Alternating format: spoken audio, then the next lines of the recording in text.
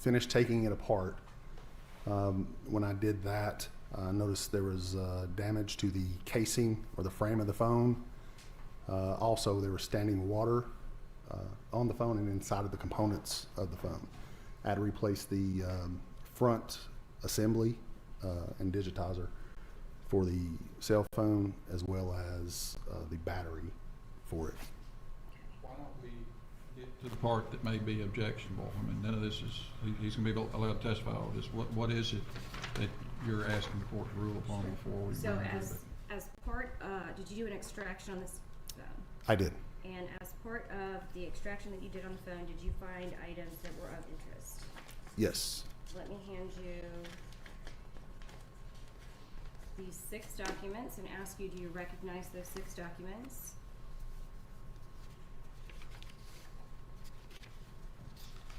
I do. And what are those 6 documents? It is a list of the search history. Is it the entire search history of the defendant's phone? I don't believe it's the entire search history. But it's portions that that were relevant to this case. Is that correct? Yes. I wonder if we could make this exhibit. I think we're at 49. I'll have it. ID only 49.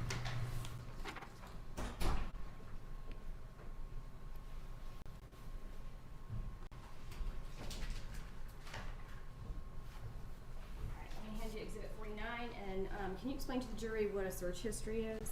Or excuse me, explain to the judge what a search history is. I know what search history is. Okay.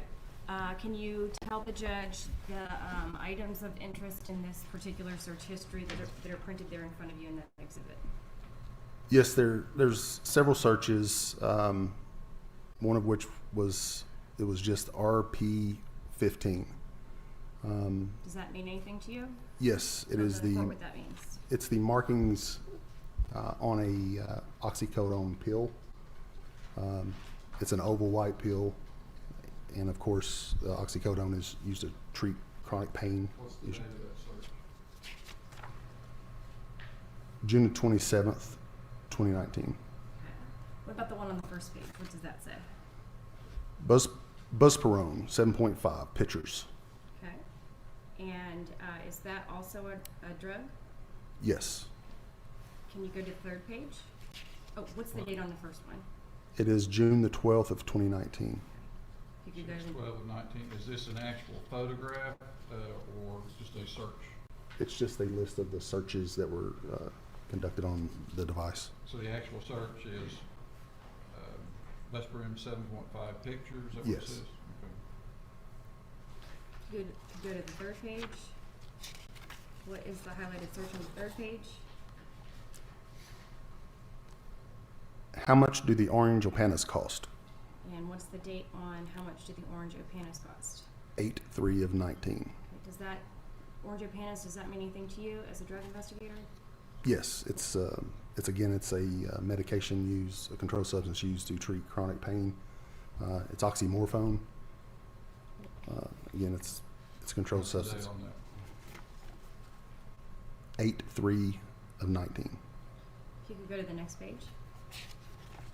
What's the search on that page? Is Buspar a benzo? And that's the brand name of the first Buspirone, Brony 7.5 pictures. It's the brand name of that. Okay, and the search was, is that a benzo? Do you know what benzo means? I do, and it is not Okay. a But benzo. what is a benzo? What is that short for? It's a benzodiazepine. What is that? It's it would treat anxiety, and it is controlled. It's a low level. It's Xanax or Valium, something like that. Yes. Okay. Okay. What's the You go- date on that? 8/4 of 19. You go to the next page. What's the search? Does Buspar show up on drug test? What's the date of that? 8/26 of 2019. Is there any other searches in that package? Last page. How long does alprazolam show up in hair follicle drug test? What's the date on that? 8/27 of 2019. And the specific drug referenced in that you said was alprazolam? Yes, Is that a controlled substance? it is. In the course of looking through Ms. Hines' phone, did you also find pictures that were unknown? Yes. What was the date of that last last search, the one about alprazolam? 8/27/19. Okay.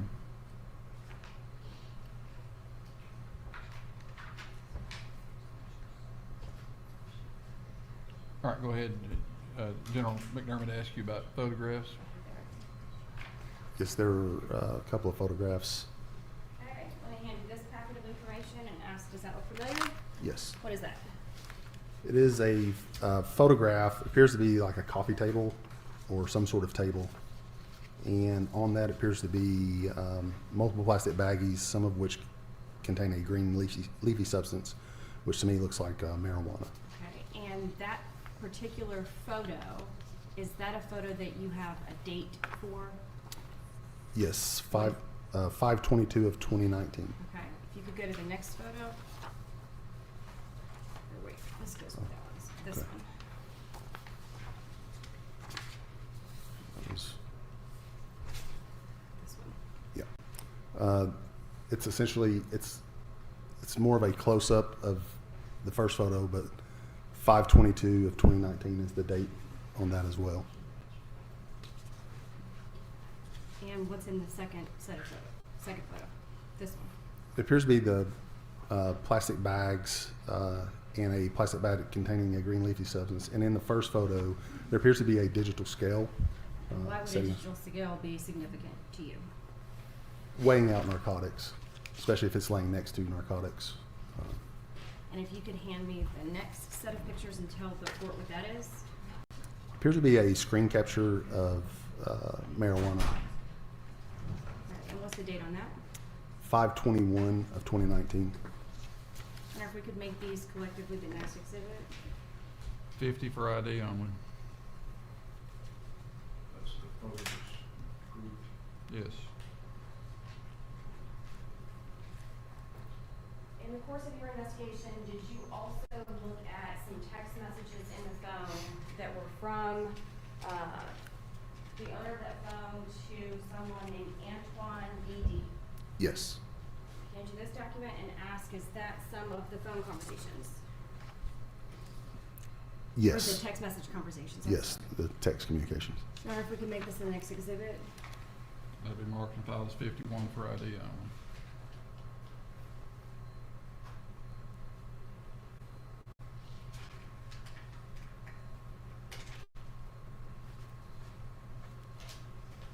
And if you can start, do you start at the end? Is that how it works? Well, we can look and see which way it's going. If it's ascending or descending. It looks like it's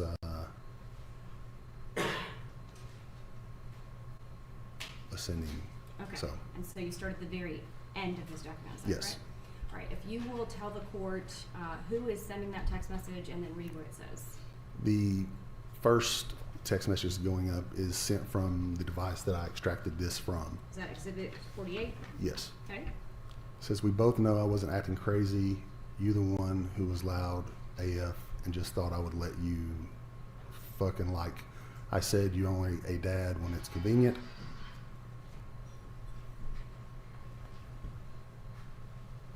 I can never call you if we need you, so you spend more time with hoes than our precious daughter, but you're the one missing out and you will regret it one day. Maybe not today, but you will. And this, you are disrespectful AF. Gonna have a junkie hoe tell me y'all not worried about me. But when I have been worried about you, but you had the hoe around our baby, you got issues, and I will let them junkie hoes deal with you and your issues. What is the date and time of that text message? 8/4 of 2019. And that's from Miss Howington to Antoine D., correct? BD, Antoine BD.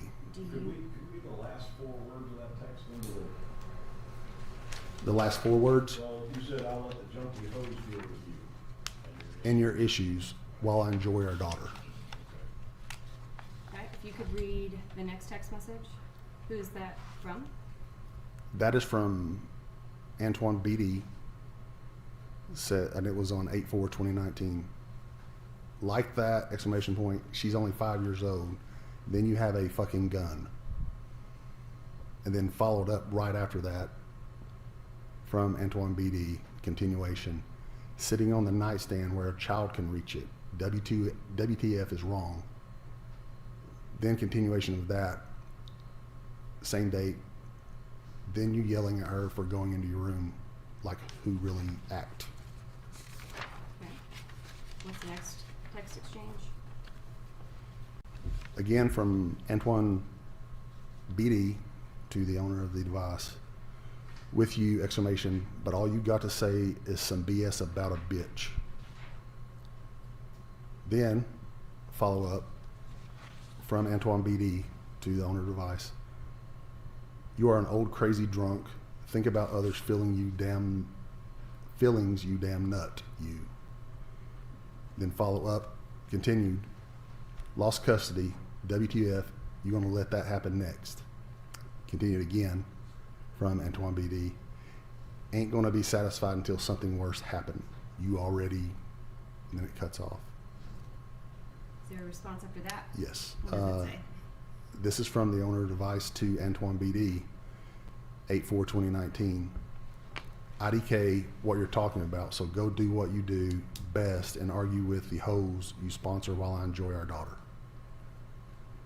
Follow up from Antoine to the owner of the device, same date. You better get your shit together. And then it goes 1 and 2, but speak bad about somebody else. You need to look in the fucking mirror, letting fucking junkies babysit her while you're out half naked looking like a hoe, exclamation point. Got the nerve to be around Dez dressing like that, but got the nerve to. Is there a response? Yes. From owner of device to Antoine BD, same date. Trust me, I had my shit together till your ass came along and been a thorn in my side ever since you caused me to lose my son and is my ass for 2 years. So say whatever you want about me, but I bet I take better care of Dez than Stacy does, Trey's badass, and WO or without you or your family. The end of that, the end of the relevant portion of that text exchange? Yes. Sure.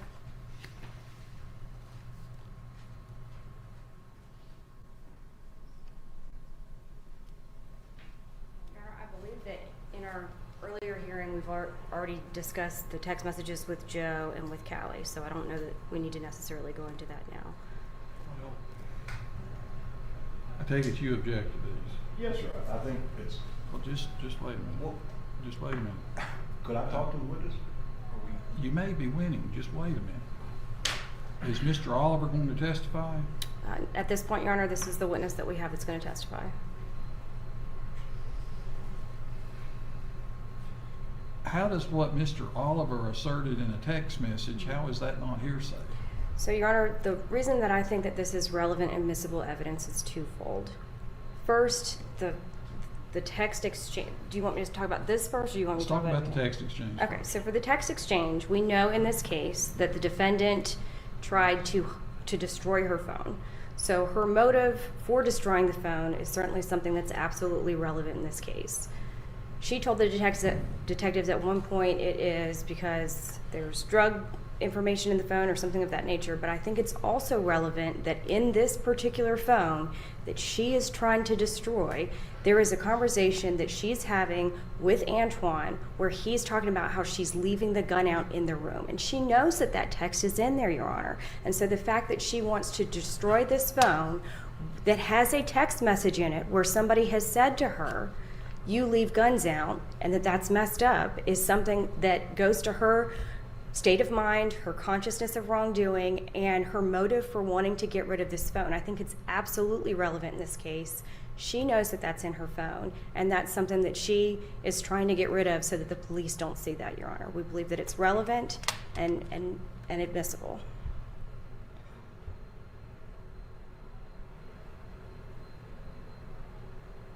Why is Mr. Oliver testifying?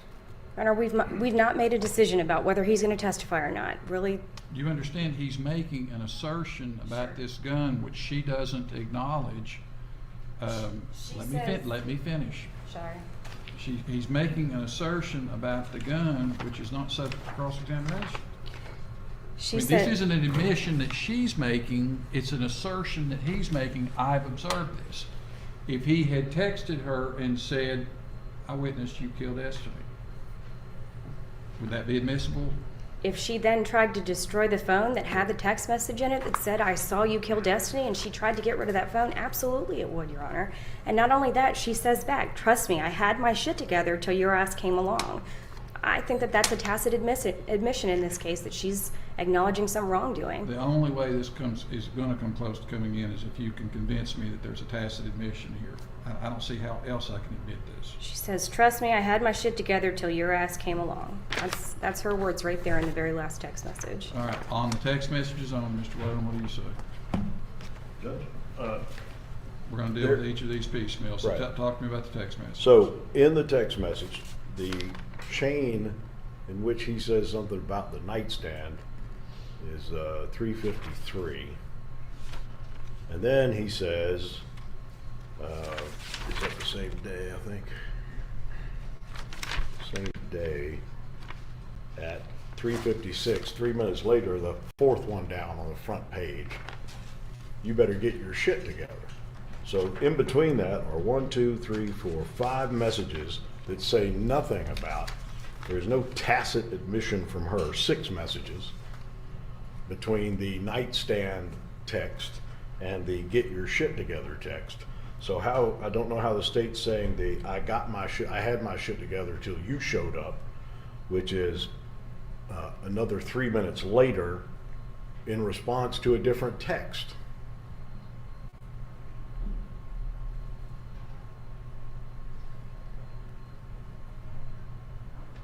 So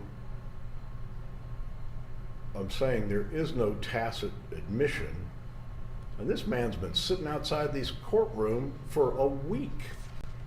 And we're sitting here talking about whether or not Mr. Pate's going to get to say what Antoine Oliver says, who has been described, Mr. Riddle called him a nutcase in the interview, been described as a horrible domestic abuser, and we're going to let him sit out in the hallway and let Mr. Pate,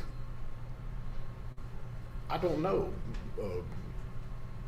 ventriloquize him into the courtroom, and it Make makes legal arguments. I don't. Judge, it is a legal argument. The man who made the statement is sitting out there upstairs by the coffee shop. Last I saw him 20 minutes ago. He's been here all week.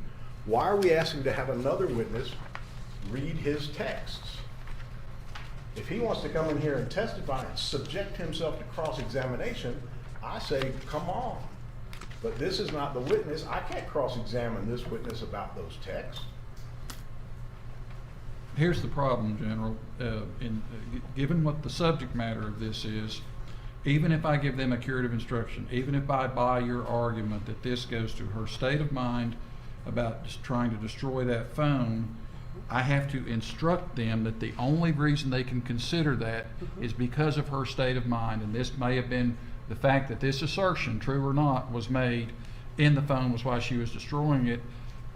I'm very concerned that under 403 that if I have to do the balancing test the law requires me to do, that we don't get there. Now, if you want to put Mr. Oliver on, then that's a different can of worms that we're dealing with. Then we're dealing with her conduct prior in time to the night of September the 14th, 2019, and this may be corroborative proof of his assertion that he saw a gun on her nightstand.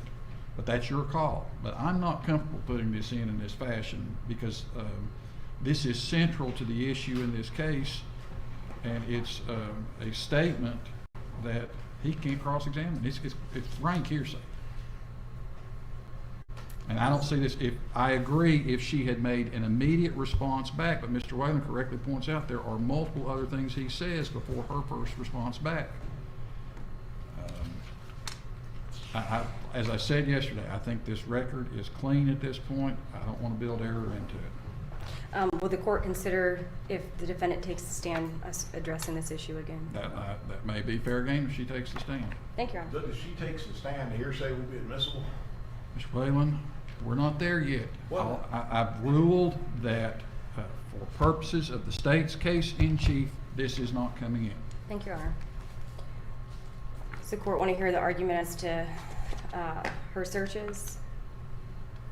All right, make your argument on that. Your Honor, I think that the search history that we have here is significant and important. The reason being is because the defense has made quite a big deal in their cross-examination about her having all this medication, her having PTSD, and here we have the medication in some of these instances that she's specifically addressing when they're going through her medication in that interview room. She talks about buspirone, and here she's doing things that are indicative of selling that exact same medication. They've made a big deal about how she has PTSD, and I think the fact that she is selling the medication that she supposedly needs for PTSD is something that's relevant, and the defense has made relevant in this case. Where do those searches tell me she's selling that medication? Well, Your Honor, if she is looking up whether it will show in a drug screen, I think the reasonable thing for anybody to believe in that case, if she's asking if it's going to be in a drug screen, if she has a legal prescription for that particular narcotic, it's not going to be important or significant to her whether or not that shows up in a drug screen. The reason she's looking... Is it not just as reasonable that she could be illicitly taking it and worried about it showing up in her drug screen? That could be it too, Your Honor, but I think that it's also reasonable given the other testimony that we've heard in this case that she's selling these narcotics. And I think that's something that when the defense stands up and tries to paint this picture of this person that's on all these medications and has all these issues, that the state should be allowed to say, well, it appears that this person is also selling that medication as well. I think that that's fair. Okay, we all want to be fair, but I have to follow the rules of evidence as promulgated by the... I'm talking about the balancing test that the court has to do to determine if this outweighs, Your Honor. And that's why I'm saying I think it's fair game when the defense has made a big deal in this case about all the medication she's on, to also point out that there are things in here that are indicative of her selling her medication. I have allowed the state to introduce evidence around the time frame because I think it is highly probative and it gives context to what the conversation she was having with Mr. Key that night, that he was attempting and had in fact bought pills from her in the past. That these searches to me are just as easily explainable, that she's trying to figure out what she can take and what she can get as they are that she's selling them. I'm not reading the same thing into this that you are. Okay. You want to be heard on this? Yes, sir. Just briefly. She is prescribed this drug. Sometimes she's asking about what a photo of the pill. If you found a pill and it's sitting loose, you might want to know what it is. I don't think there's anything in here that suggests sales in any way. And I don't Here's the think it's way I wrong. look at it, folks. If I'm wrong, I'm wrong, but this is just the way I look at it. If she were under indictment for aggravated child neglect and felony murder in the perpetration of aggravated child neglect, and her daughter had died from an overdose, and there was evidence of her illicit drug use before and during the period of time in question, I think it's highly probative. But that's not what she's indicted for, and that's not what the proof in this case is about. She is accused of engaging in aggravated child neglect, which resulted in her child's death because her child was shot and killed. I have allowed the state to put in evidence through Mr. Key that he was attempting to buy pills from her that night, that he had bought pills from her in the past. I'm going to permit Detective Pate, as a drug investigation expert, to opine about the length of time that a typical drug transaction takes place, because that's directly material, because we have an individual showing up who's there for 1 minute and who leaves the next, and I will allow him to opine that in drug transactions many times firearms are present. That's as far as we're going with that. I just don't see this as adding anything more to the equation. So I'm going, unless it's made material in some other way, at this juncture, I'm going to say we're not going to get into Okay. it. And the same thing with the pictures of the drugs on the table that's in the house that we've been talking about this whole entire time. Once again, we're talking about marijuana that was seen in the house, some 5 months before the homicide. Do you want to try this case twice? Your Honor, I think the state's position is that this is relevant admissible evidence. I understand the court's ruling, but that's what I'm asking the court to allow us to do, and I understand the court's ruling. If she, through cross-examination or testimony elicited in her case in chief, makes it relevant, we will reconsider the issue. At this juncture, I don't think we need to go there. I think you're building record error in where you don't have it. Thank you. Okay, you ready to bring the jury back? Can I have like a minute and a half just to get all the stuff straight? Tell me who we've got left. We've got Investigator Pate. Yes, and then I have the medical examiner. You said that I may ask him about the length of drug transactions and also if firearms are frequently present. Yes, based on his training experience, he's not going to case that this was a drug transaction, but I will allow him to testify that in his, based on his training experience, that drug transactions are typically this length. And he can talk about that and the fact that in his experience there have been firearms present oftentimes in drug transactions. There's no question this was a firearm here, but as far as how the firearm was utilized, we're not going there. Thank you. Judge, if you're not going to allow him to say that the 63-second visit at the house is a drug transaction, for him to testify that drug transactions happen in this shorter period of time, what else would a jury expect to be both think about that? Are you wanting me to have him say that No, this was a I drug don't, transaction? it's nonsense, and I think they say everything's admissible, but what they can say is someone goes in and they're in there for 63 seconds. Where is there any evidence that that was a drug transaction? And you're not going to let him say it, so why let him say, well, 63 seconds could be a drug transaction? I'm going to allow it. You can argue that it wasn't, she can argue that it was. I think it's fair game, given the fact what she was trying to do earlier that evening with Mr. Key. All right, we're ready to bring the jury in. State's ready. Line the jury up.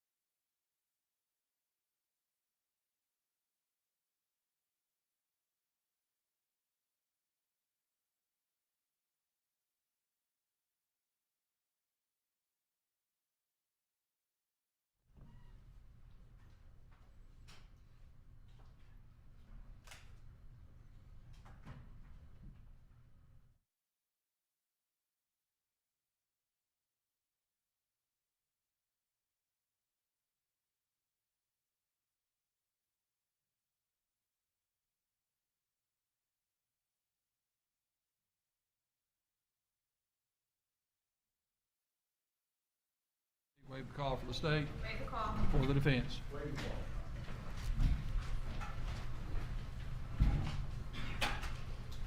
If you could introduce yourself to the jury, please. I'm Investigator Terry Pate with the Knoxville Police Department. For the record, you were sworn a few minutes ago. Is that correct, Investigator Yes, Pate? Your Okay. And can you spell your first and last name for our court reporter, please? It's Terry, Terry, Pate, P-A-T-E. I heard you say you work for the Knoxville Police Department. Yes, How long have you been employed with the Knoxville Police Department? since 2019. Since 2019? Yes. And what is your current assignment? I'm sorry, 1999, sorry. I thought that was a little, okay, since 1998, is that right? Yes. Okay. 99. And what's your current assignment?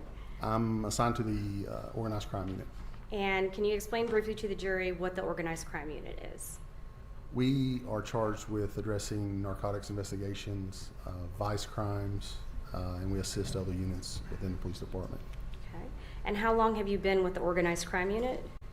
I've been there since 2016. Okay. Prior to 2016, were you with the repeat offenders investigative unit? Yes, And when did that start? 2007. Okay. And prior to that, where were you assigned?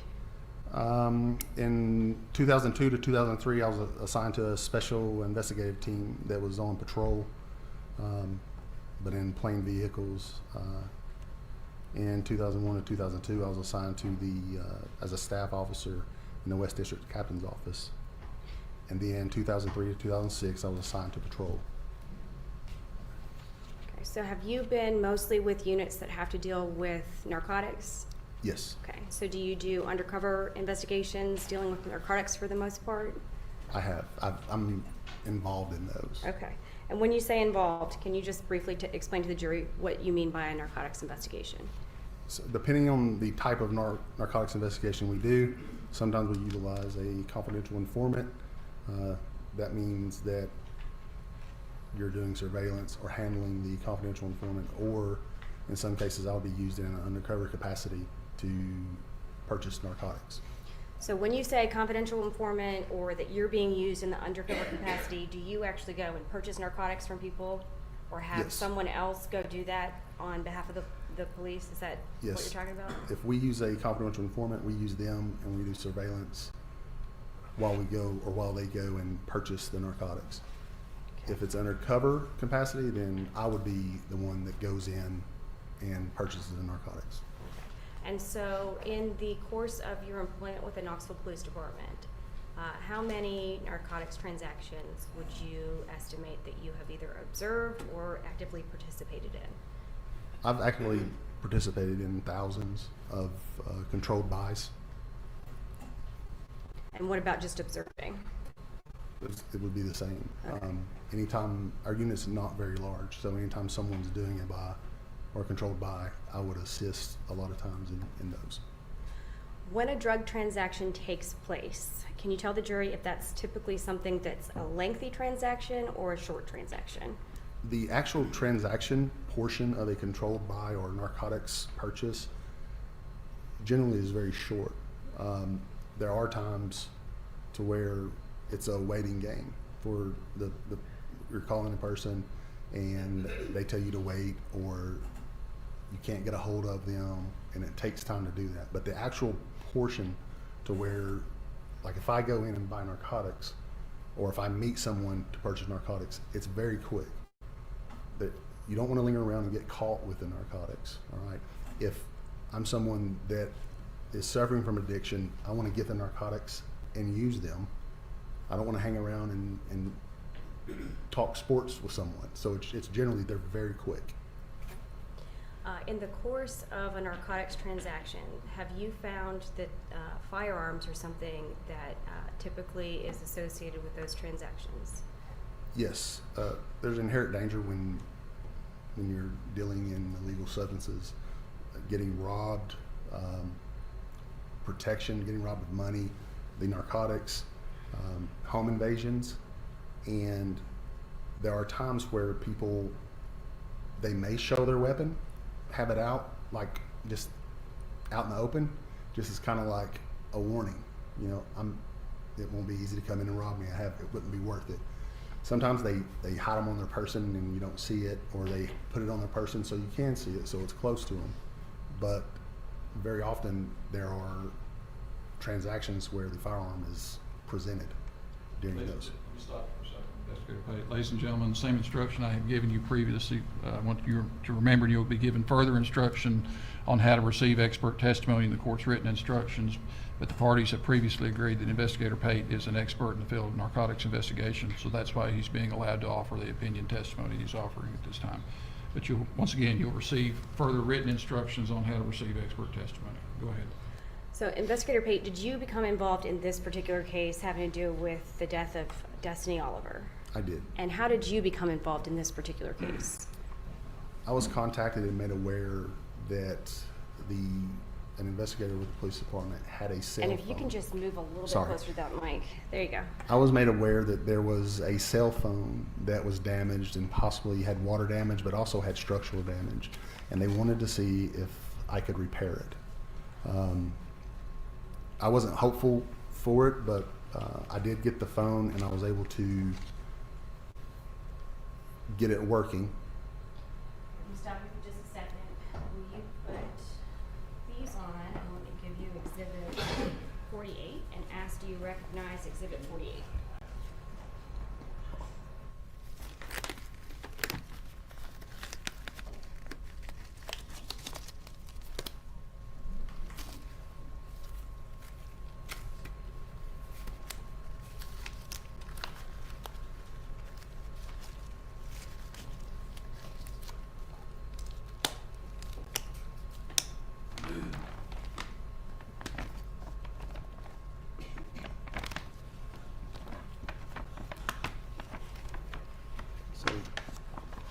This is the cell phone that I did repair. Okay, and so who did you receive that cell phone from? Investigator Wardlaw. Okay, and so when you received the cell phone from Investigator Wardlaw, can you explain to the jury what the condition it was? What condition was it in?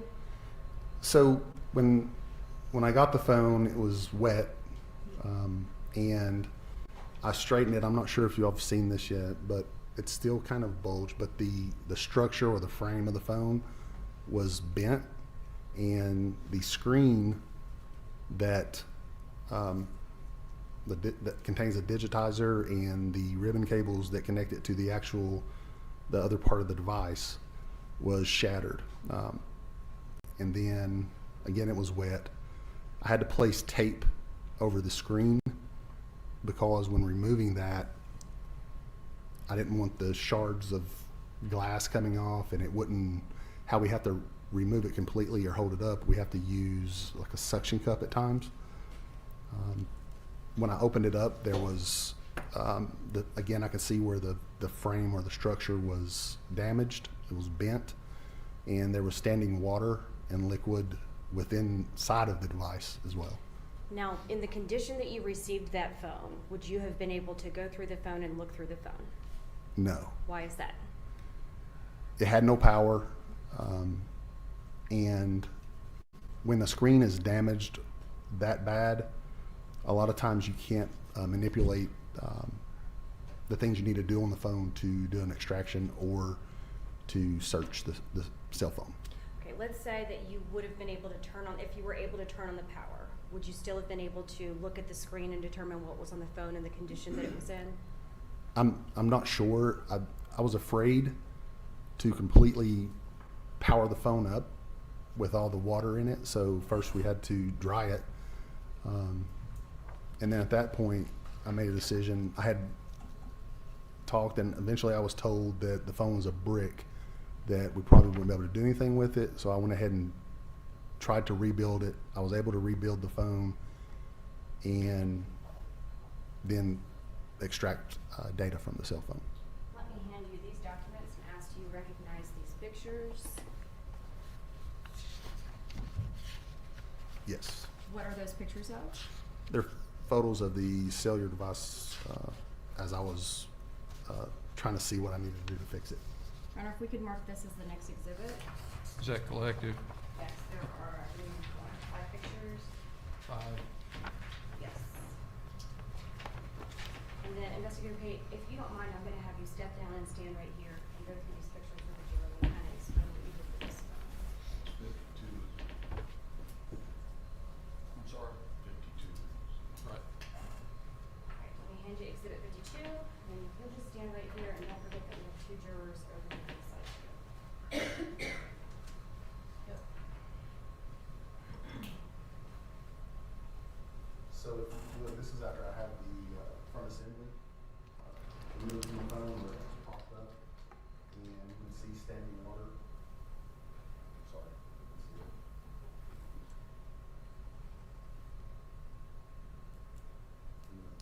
In the cell phone.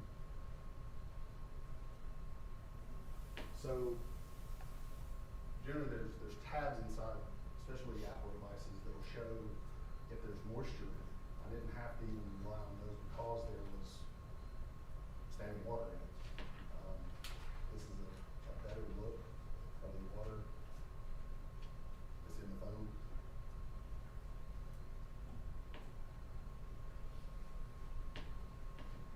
If you can't see it, let me know and I'll hold it there longer.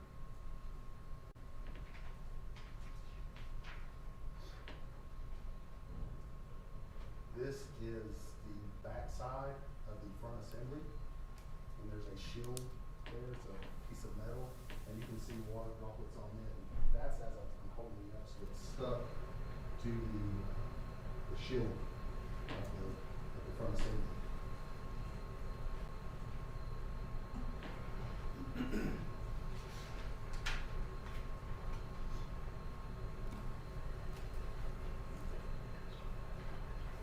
Again, this is, I removed the battery. The main reason I removed the battery, I didn't want it to somehow, someone plug it up or it was there was no power to it. So I removed the battery, and again, underneath the battery, you can see there's water underneath it as well.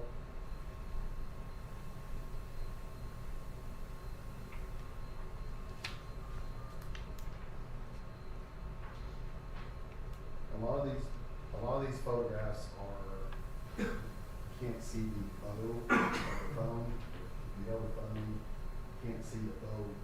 But this is the front assembly. After it's been removed, and it has the standing water. Now, Investigator Payne, when you first received that phone, you said there was a bow in the phone. Can you show me with your hand what that bow looked like? And if this was the, you have the phone in front of this bow, and the inside the Apple products, it has it's a frame, it's small, and it may be fragile, but it is Apple product. That frame, the way it is, the way it's set up, is supposed to protect it, the components inside of it, but also protect it from the bow. You leave it in your back pocket and set down, it's supposed to kind of help with that, but if it didn't have it, it They would just break off. would break all the time. You have broken screens. A lot of times it doesn't function, but you might lose some of the being able to maneuver through the phone or the apps on the phone. The frame, You can go ahead and back up.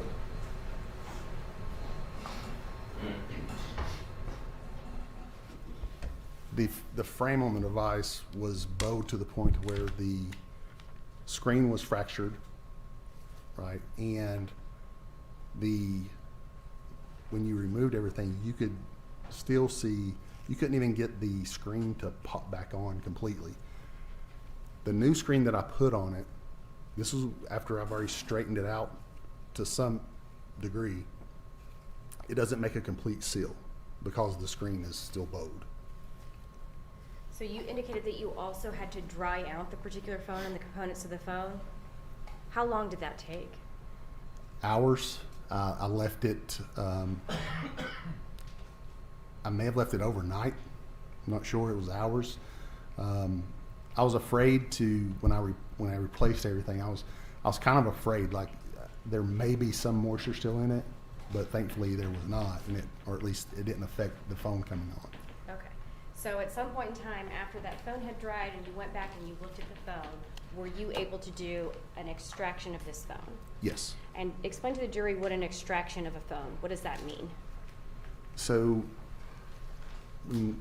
we hooked the phone up to a computer, and that computer has software that can gather the data from the phone, put it into a format that's easy to read, and you can go through it and you can manipulate it as far as the timeline, like, okay, I want to see on this date and time what occurred.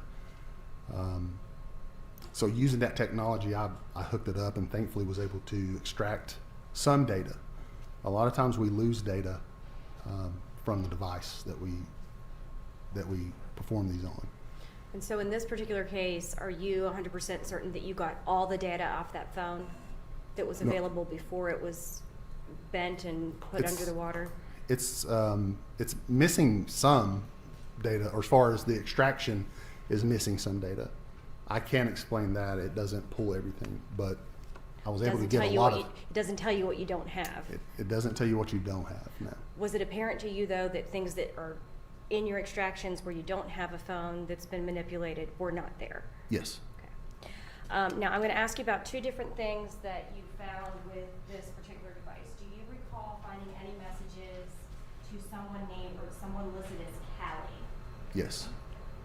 Let me show you this and ask, do you recognize this document that I'm handing you? Yes. What is that? It is a photograph of. Again, we don't get everything from the phone, and I was afraid that any manipulation of this device, it could short out and we wouldn't have anything. So when we had it powered up, I took some photographs of some text messages that I thought were, that had evidentiary value to them. Okay, so if we could make this the next exhibit. Could I see that before you make that?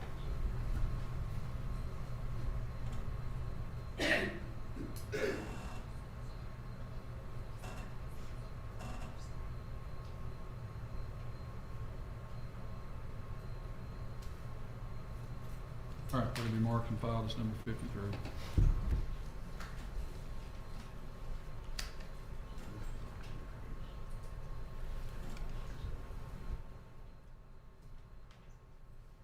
So Your Honor, for the record, we do have an exhibit 18 on one side and this is exhibit 53 on the other. Well, let's call the side that's got the, I mean, they're Yes. marked.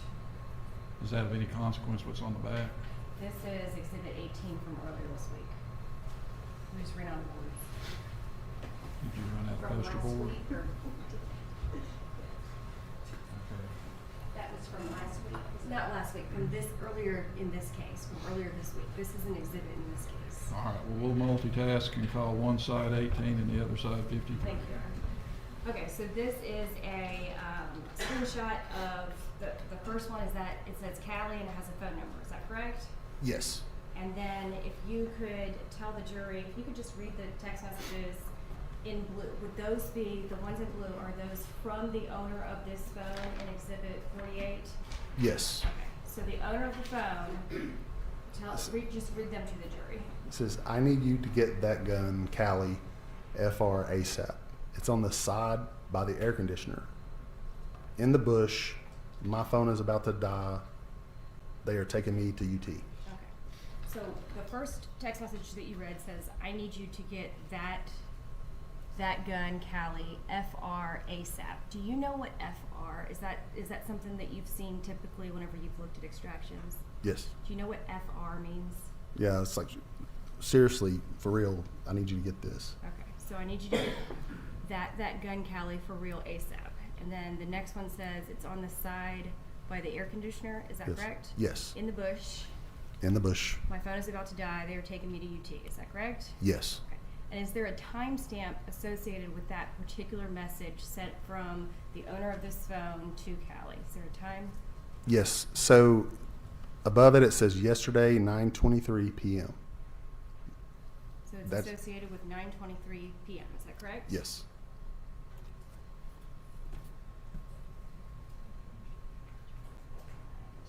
Let me show you.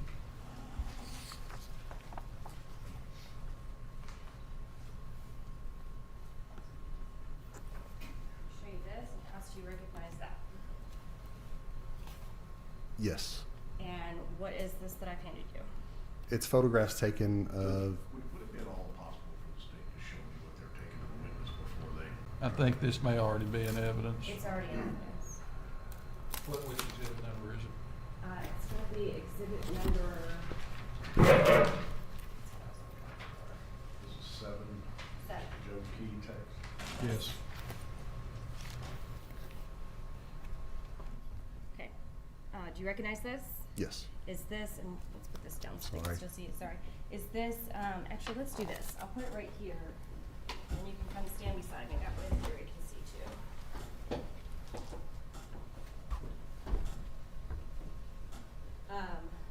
Tell the jury what this is. This is a series of photographs taken of the device that I revealed. And this is to the phone number that is listed as Joe, is that Yes. correct? So these are text messages from the owner of the device to Joe, Yes. all right? Some back and forth. Okay, and so, Your Honor, I don't think we need to belabor it because we've already read these to the jury, but the one that's significant, can I ask you about this one that says, go to my house the back way and get my gun out of the bush under the air conditioner, Gavin shot Destiny, then come to UT and I got you for free. The police are there, but if you park in the alley and walk up, you're good because they are in the house. What is the time of that particular message? So 9:26 p.m. Or can we mark this also as exhibit 7 just so that it's clear that they're the That's same? fine. Make it fine, exhibit 7. Is there another exhibit?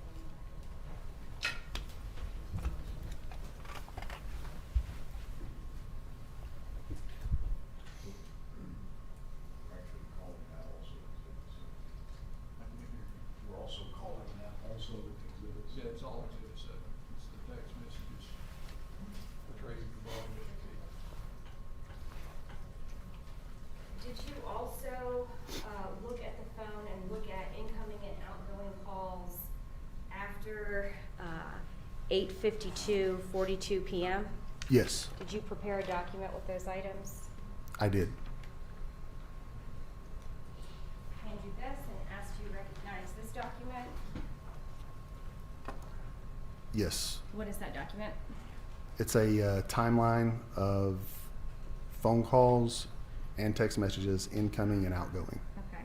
And so if you could explain to the jury, you started looking at the phone calls incoming and outgoing at 8:52 p.m. on September 14th, 2019. Is that correct? Yes. Okay. You'll just read down for the jury and then we can make that the next exhibit. So, starting here. Mm-hmm. 8:52:42 p.m. There's a unanswered incoming call from Joe. 8:53 p.m. outgoing call to 911 has a duration of 3 minutes and 20 seconds. So that 911 call you said was at 8:53:00 p.m. Yes. And you said it lasted for 3 minutes and 20 seconds? Yes. Go ahead. At 8:56:42 p.m. there's an outgoing call to Callie at 865-830-2232. It was 35 seconds in duration. Now, when you say Callie, is that the name that the person that has the phone has listed? That's what they have labeled the number as? Yes. Go ahead. 8:59:04 p.m. unanswered incoming call from Callie. 865-830-2232. At 9 p.m. and 37 seconds, unanswered incoming call from Callie. 865-830-2232. 9:03:43 p.m. outgoing call to Tab. 865-740-1383. That was I'm sorry, who? Tab, T-A-B. That's the contacts label in the device. That was 31 seconds in duration. So that call connected? To something. I don't know if there was a conversation, but Sure. 9:04:38 p.m. outgoing call to Tab once again. The same number, 31 seconds in duration. 9:05:14 p.m. outgoing call to Tab. Same number, 30 seconds in duration. 9:05:59 p.m. outgoing call to Melissa. 865-679-1596, 42 seconds in duration. 9:06:27 p.m. incoming text from Tab. 865-740-1383. The text read, "I'm driving mom to Walmart, honey. She won't let me answer the phone." 9:06:35 p.m.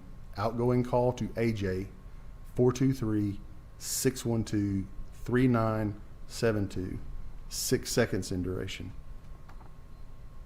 9:13:03 p.m. outgoing call to Callie. 865-830-2232. 1 minute and 21 seconds in duration. 9:19:07 p.m. outgoing call to Callie at the same number, 56 seconds in duration. 9:21:43 p.m. outgoing text to Tab at 865-740-1383. "I just talked to your mom. Destiny got shot." 9:22:10 p.m. outgoing text to Tab at 865-740-1383. "I need you to do me a favor ASAP." 9:23:08 p.m. outgoing text to Callie. 865-830-2232. "I need you to get that gun, Callie, FR ASAP." And is that the text message that we were looking at earlier? Yes. Okay. 9:23:21 p.m. outgoing text to Callie. Same number. It's on the side by the air conditioner. 9:23:26 p.m. outgoing text to Callie. Same number, in the bush. 9:24:16 p.m. outgoing text to Callie. Same number. "My phone is about to die. They are taking me to UT." 9:26:54 p.m. Outgoing call to Joe, 865-208-2836, 35 seconds in duration.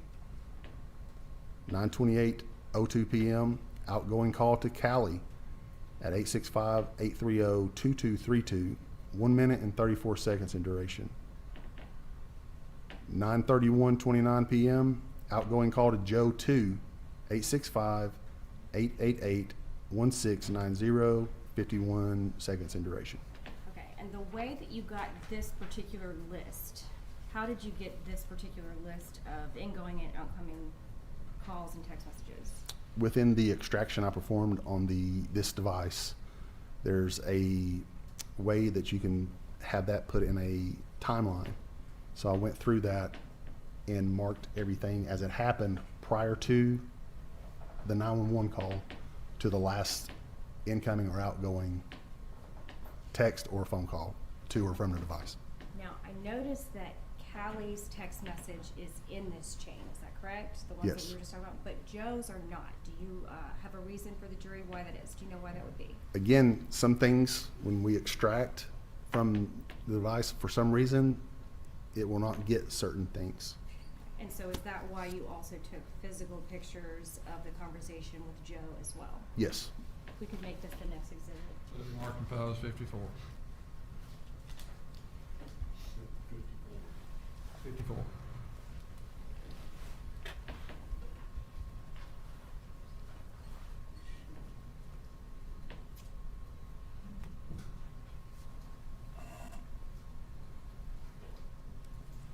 Pass witness. Cross-examination.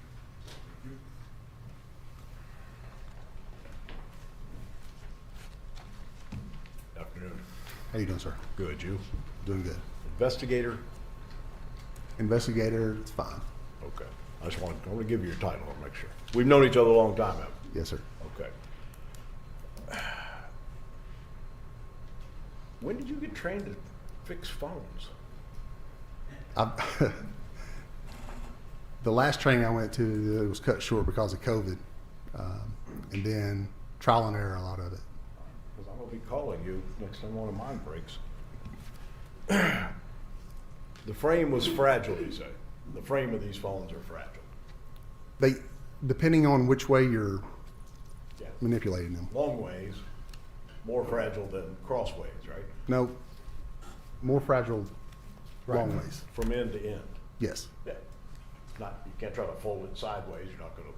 Well, depending on what part of the frame you're talking about, if you can imagine a small rectangle box without a top or bottom. So if I try to fold it halfway, the side supports or the top and end supports would create resistance to that. If I'm trying to fold it in lengthwise, the side supports create resistance to that. I think you were saying you could bend it if you put it phone sat on. If without the frame, it would very easily do that. When did this phone get bent?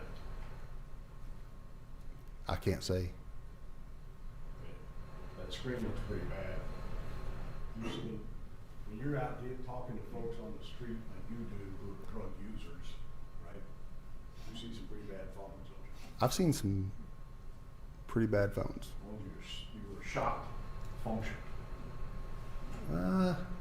Sometimes, possibly.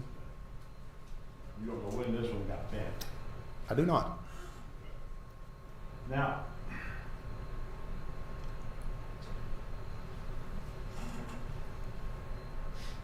you didn't have, your job at this point, outside of this court, is as a drug investigator, right? Yes, sir. You didn't have any drug investigation going on in which Ms. Howington's name came up. There was no known drug investigations that I'm aware of. Like, if they were happening, you would be aware of them. I'm not sure.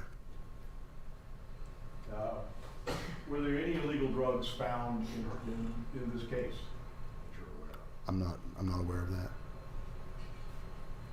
Now, when I ask you, you said that, describe how short normal drug transactions are. That's kind of small time drug transactions, right? Big drug transactions might take a little more time. I'm not sure. They're usually pretty quick. Well, is it possible for you to make mistakes? Me? Yeah. Yes, sir. I want to ask you about the Bean case. You remember the Bean case?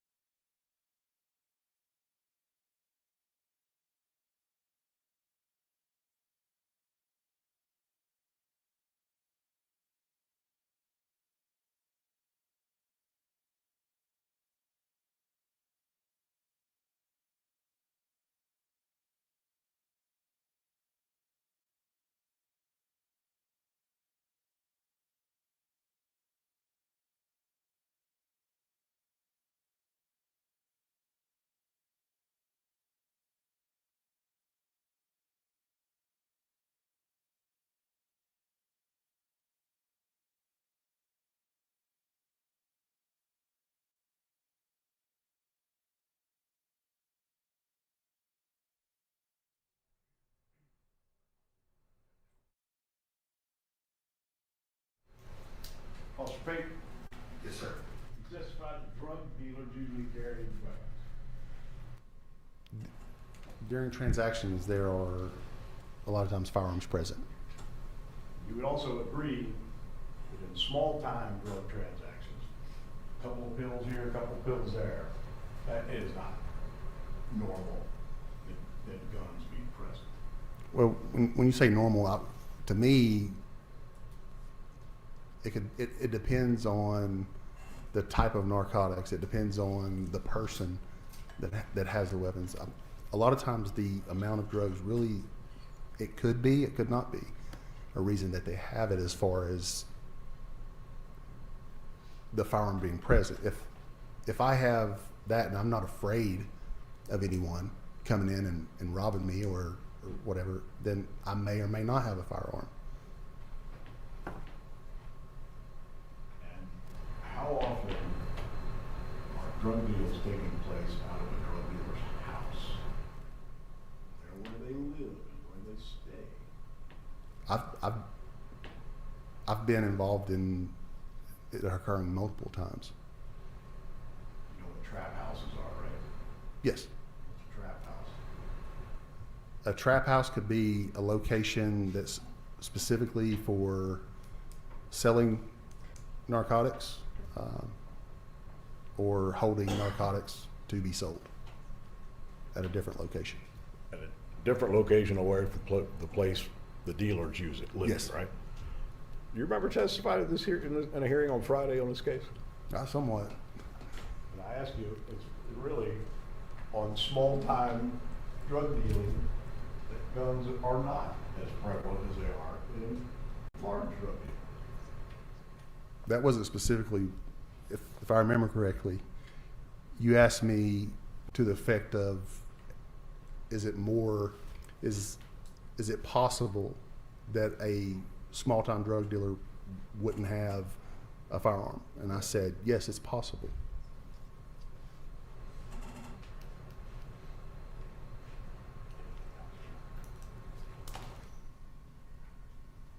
No further questions, John. Anything further? They are. You may step down, Investigator Pate. Thanks for being here. Call your next witness. Put this stuff back in. Yeah, since you got gloves on, go ahead and put that back in there. Admitted, or are those already? Okay. So, same thing, I guess.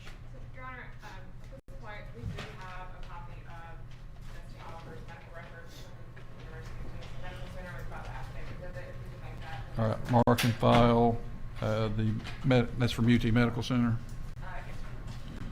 medical records for Destiny Oliver. And the next witness that we are going to call is Dr. Amy Hall. Ask Dr. Halls to step in, please.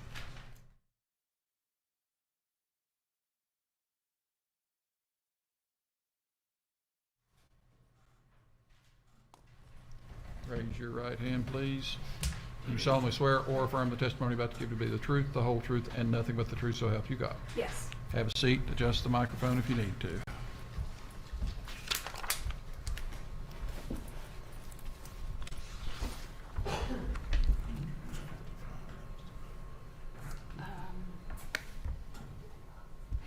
We're up to 56, correct, Lisa?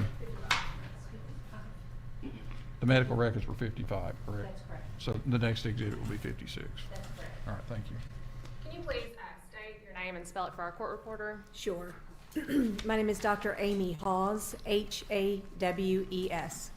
And where are you employed? I'm currently employed at the Knox County Regional Forensic Center here in Knoxville. And what is your specific job title there? My job title is Assistant Medical Examiner and Forensic Pathologist. Can you tell the jury a little bit about, how long have you worked at the medical examiner's office? So that's a little bit more complicated than what it first might seem. I was first employed at the Knox County Regional Forensic Center in 2015. I stayed there for a number of years and then left to go work for the state medical examiner's office. But while I was with the state medical examiner's office, I continued to do autopsies on a part-time basis at the Knox County Regional Forensic Center. Now I'm back full-time. So I guess the short answer is off and on I've been employed there in some capacity since about 2015. But we would stipulate that Dr. Hawes is. Same thing, ladies and gentlemen. The parties agree that Dr. Hawes is an expert in the field of forensic pathology. For that reason, the rules of evidence provide she may offer opinion testimony. All right, I'm still, if you wouldn't care to just let us know a little bit about your education, and what degrees, certificates that you hold, even though we have stipulated that you are an expert in this case. Sure, I'll do it briefly. I got a bachelor's degree in chemistry at Middle Tennessee State University.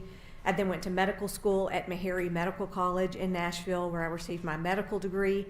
Then I did 5 years of training in anatomic and clinical pathology at Vanderbilt University Medical Center. Then I did an additional year of training in forensic pathology at the Dade County Medical Examiner's Office in Miami, Florida, and that was called the fellowship year. And then after that, I started a full-time job. So back in September of 2019, were you asked to do an autopsy on a 5-year-old by the name of Destiny Oliver? Yes, And did you actually conduct that autopsy and put your results into a report? yes. And I'll show you this. And do you recognize that document?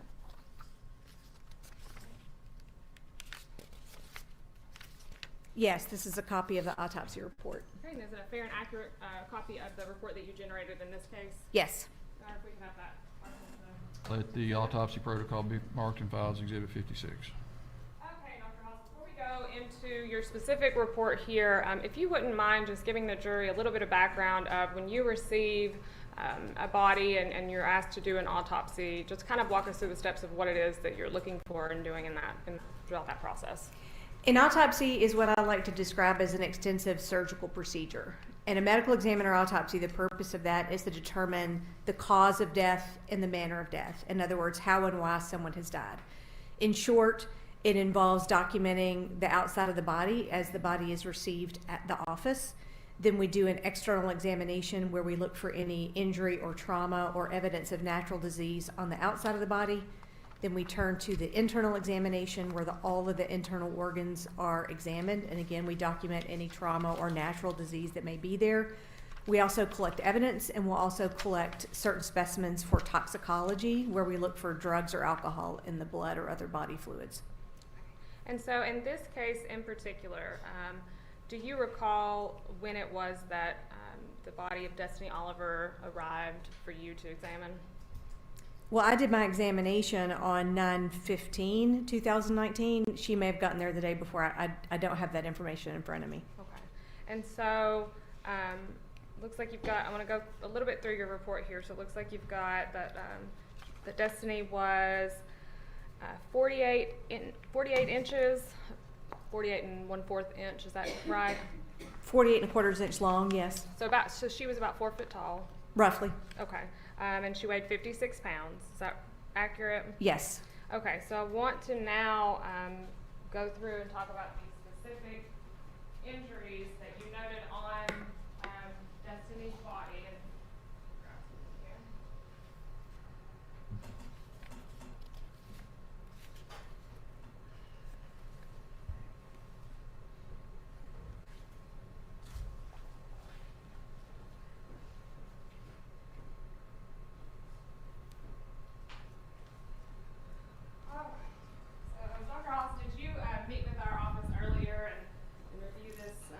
demonstrative aid here? Yes, Okay. And so did you actually place the object through it like this in our office earlier? yes. Okay. And so, again, we also measured this, and it was about 2 foot tall, and we said that Destiny was about 4 foot tall. Is that accurate? Correct. Okay, so we know that it's not necessarily the size, but we really just want to look at the wounds themselves. And so when you are looking at a body and looking at wounds, do you also take photographs of those wounds? Either I take the photographs or typically they're done at my direction by an assistant. Okay, and so I'm going to show you a number of photographs.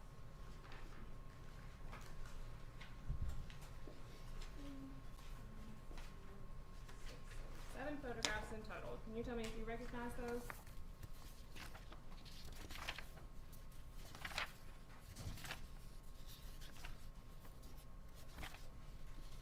I do. And are those the photographs that were taken of the injuries noted on the body of 5-year-old Destiny? Yes. Okay, Your Honor, if we can have this filed as collective. 57.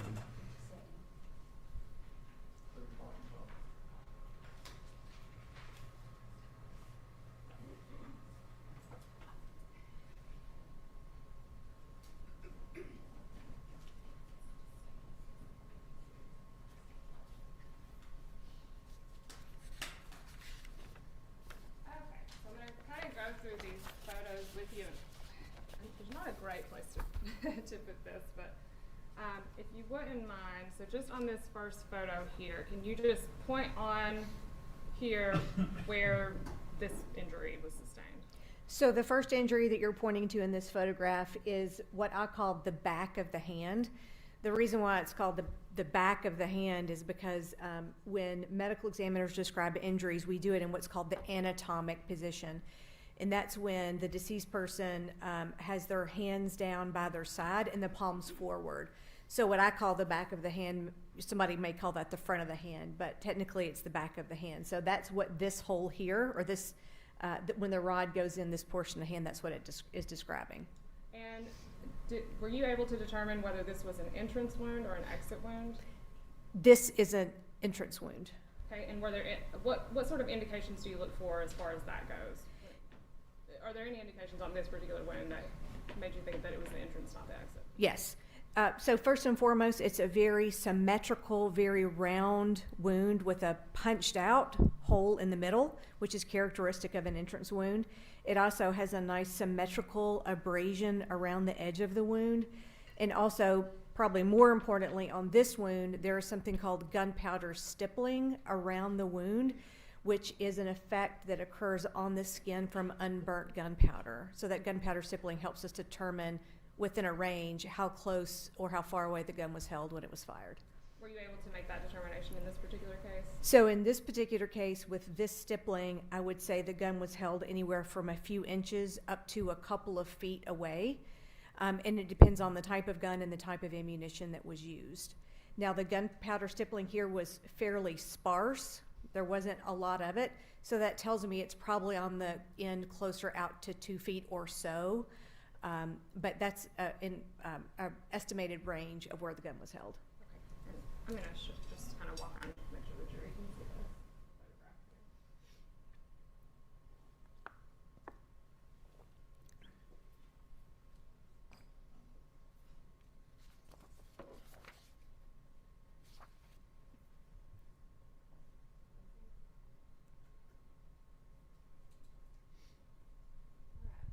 Move on. The next photograph here, is this just a closer up photograph of the same entrance to the back of the hand, the same injury wound to the back of the hand? Yes. Okay.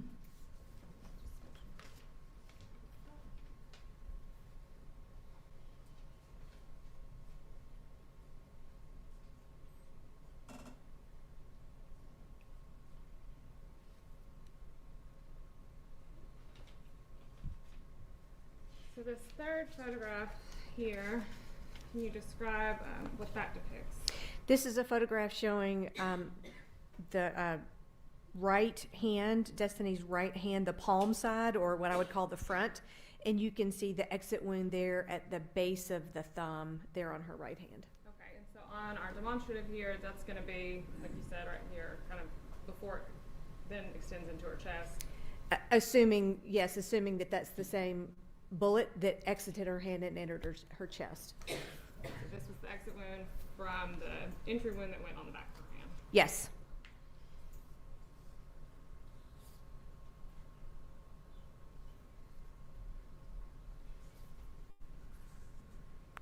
And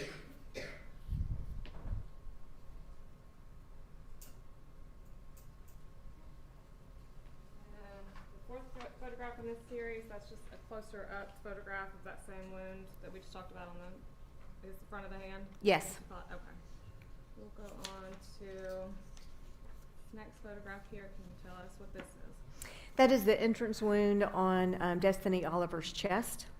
Is there anything significant about this entrance wound versus the entrance wound on the back of her hand that's different or anything? So, two things of significance. The entrance wound on her chest has no soot, no burnt gunpowder, or no stippling, which is unburnt gunpowder, on the chest. There's also a very irregular shaped abrasion that's very different than the one we saw on her hand. In my experience, that very irregular shaped abrasion is consistent with what's called a shored, S-H-O-R-E-D, abrasion or shored entrance wound, which tells me that probably something was against the skin when it was fired. And so it causes friction between the two surfaces, and it abrades or rubs off part of the skin. So in this particular case, if properly aligned, when the bullet entered her hand and exited the palm, if her hand was here on her chest, that could be a reason why that entrance wound appears shored on her chest.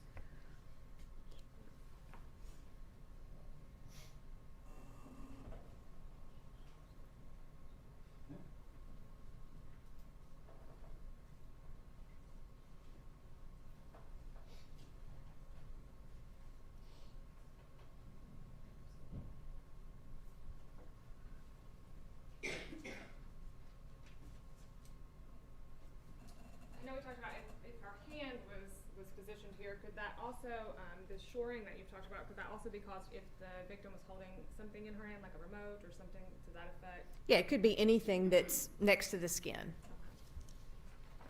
All right, and then we're at the last two photographs here. If you could, let me look in that one. And which of the wounds is that? Oh, that's the exit wound on her back. Okay, so that's this one here that is demonstrated where it's coming out finally.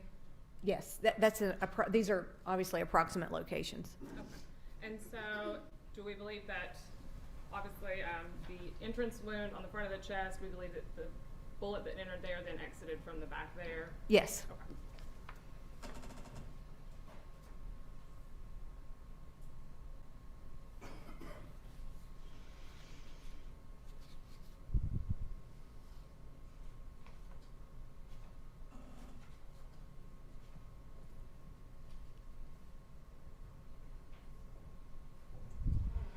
I think that this final one, is that just a closer up image of that exit wound from the back? Yes. Okay.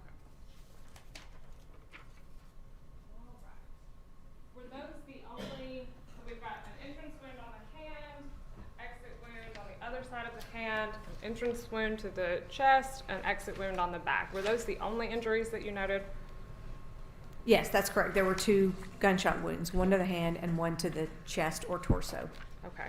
And if we think that there was just one bullet fired, that's why we're talking about it could potentially be that it came through the hand and then into the chest. Could that explain why there's two there's two wounds, but if only one bullet was shot? Would that explain that? Yes, if the physical evidence at the scene indicates there was only one bullet, then the only explanation for how these wounds occurred is approximated here on this doll.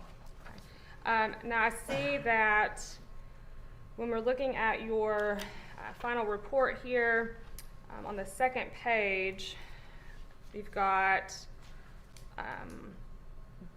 B and A, B, C, D, E, and then so I'm looking specifically at C. And so you've listed the overall wound path front to back and downward. Can you just explain to the jury what you mean by that? Sure, and to be clear, I'm referring to the path of the gunshot wound that goes through the torso, which is the chest part here. And so again, when medical examiners describe the wound path of a bullet, we can only describe the path it takes in the body. It's not meaning that anybody was standing in any one particular position or how the gun was held, anything like that. It only refers to how the bullet went through the body.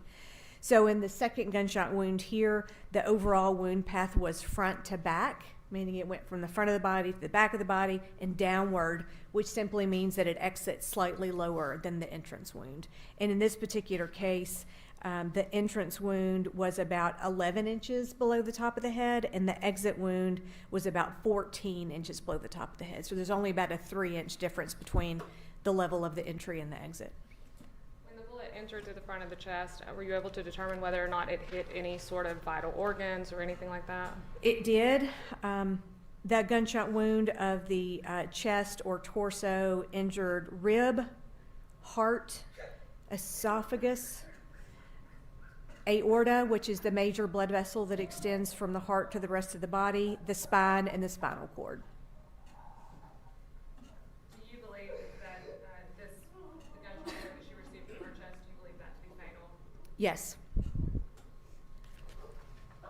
I also briefly want to talk to you, Dr. Hawes, about, I know we talked about this a little bit, but as far as the timing of when this wound may have caused Destiny's death, can you speak to whether or not it was instant, whether or not it may have taken some time or anything like that? So her death would not have been instantaneous. The only thing that will explain or cause an instantaneous death is a severe injury to the brain or upper cervical spinal cord, meaning up here in the neck. Obviously, that was not the case here. So what the medical literature tells us, and in my training and experience, that you have about 15 to 30 seconds of reserve of oxygen in your body. So because of the organs that were hit, she could have potentially remained conscious for anywhere between 15 to 30 seconds. That's an estimate. It certainly could have been shorter, and it could have been a little bit longer. I'll pass the witness, Your Honor. Thank you, Dr. Hawes.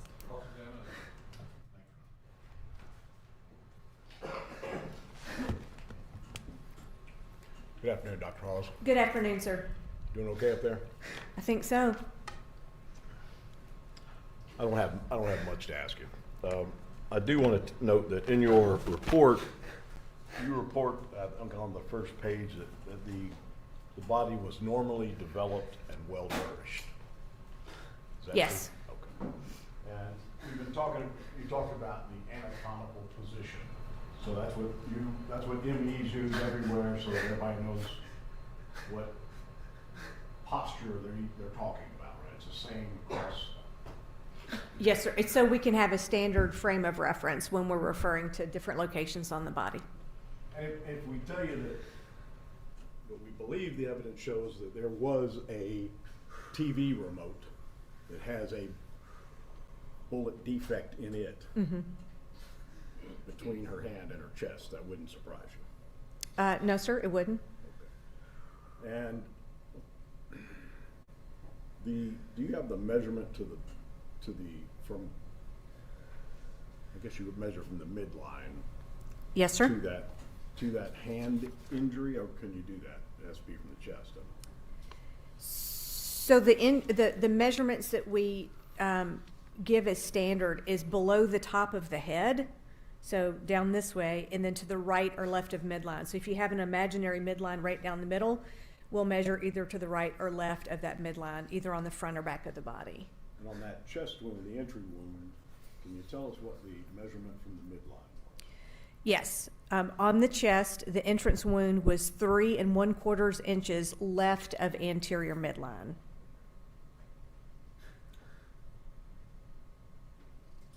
So you don't know how wide her body was across the chest, do you? Have that measurement? No, sir. And this rod is an approximation. It is absolutely approximation because number one, this doll is obviously a very different size and shape, and number two, it's just impossible to put the rod in to be exactly the same. So it's just for demonstration, for an approximation of where the bullet path was. And that bullet path just tells us where the bullet struck her body on entry and where that bullet struck her body on exit, and the movement through the body, right? Yes, sir. And to be clear, the bullet hit rib, which is bony, and if it hit the remote control, which is again another hard plastic thing, the wound path could have been deflected, which would change the normal trajectory if it had not hit something that was hard. So in other words, the bullet could have been deflected and changed that where the exit wound is. And even though this is just an approximation, the other problem is if I were to tell you that the evidence appears to show she was lying on a couch on her side, then this looks a little different, and it looks different again depending on how far she's leaning back or how far she's leaning forward, right? There's nothing about this trajectory that would preclude her from being laying on the sofa. No, I mean this trajectory could absolutely be from her lying on the sofa. Thank you, Doctor. Yes, sir. Any further questions? You may step down, doctor. Be Thank you, careful sir. of the mannequin. Call your next witness. Ladies and gentlemen, the state of Tennessee has rested its case in chief. There are some matters I need to take up with the lawyers in your absence. We will get you back in here shortly. All rise for the jury.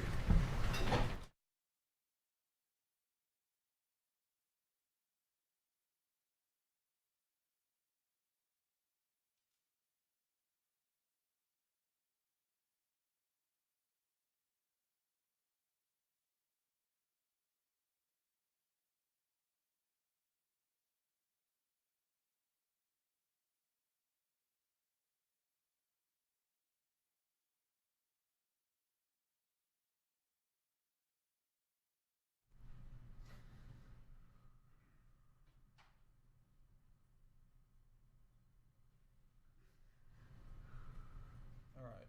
Does she need a minute before we start for Rule 29?